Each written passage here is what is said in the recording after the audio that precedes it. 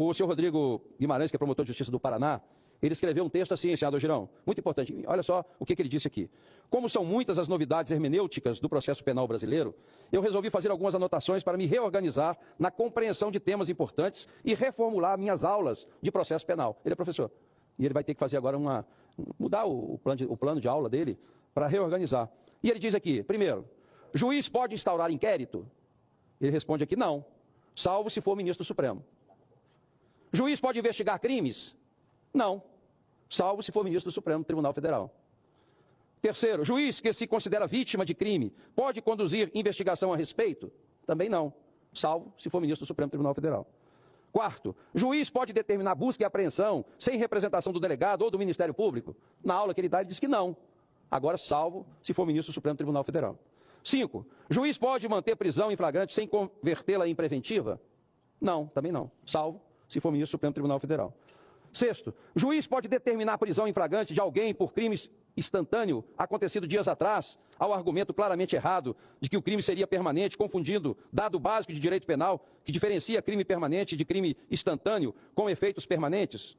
Ele, na aula dele, diz que não. Agora ele vai ter que dizer, salvo se for ministro do Supremo Tribunal Federal. 7. Juiz pode dar continuidade à investigação quando o procurador-geral determina arquivamento do inquérito? Não, salvo se for ministro do Supremo Tribunal Federal. 8. Juiz pode dar entrevista sobre o caso que vai julgar, emitindo opinião antecipada sobre o mérito do caso? Também não, salvo se for ministro do Supremo Tribunal Federal. 9.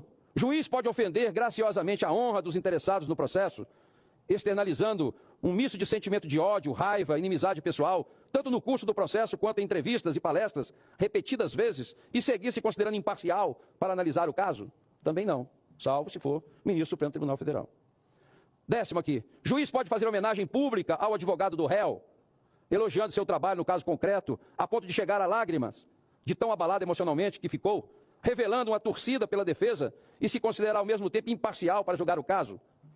Diz ele que, óbvio que não, mas salvo agora, se for ministro do Supremo Tribunal Federal.